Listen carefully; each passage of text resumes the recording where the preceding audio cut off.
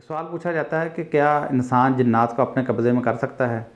देखें, अगर कोई शख्स ऐसा दावा करता है तो उससे पूछना चाहिए कि यह तरीका आपने कहाँ से सीखा है, वो किस किताब के अंदर लिखा हुआ है।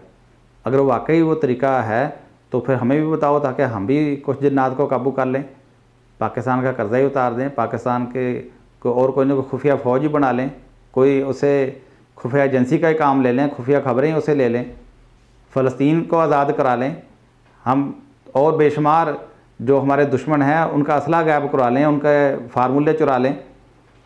ऐसी कोई बात नहीं, कोई जिन तो किसी को नज़र नहीं ना आता। अगर वो हमारे कब्ज़े में है तो हम तो उससे हर खुफिया खबर दुश्मन की ले सकते हैं, दुश्मन का नुकसान करा सकते हैं, दुश्मन के असले के गोदाम में आग लगा सकते हैं।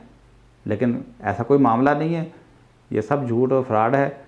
ना दीन की कोई ऐसी तालीम है, ना किसी किताब के अंदर ऐसा कोई फार्मूला लिखा हुआ है। अगर कोई है तो उसको हमें मिला दें, हम उसे तरीका सीखना चाहते हैं। लेकिन ऐसा कोई तरीका ना किसी किताब में लिखा हुआ है, ना हकीकत की दुनिया के अंदर मौजूद है।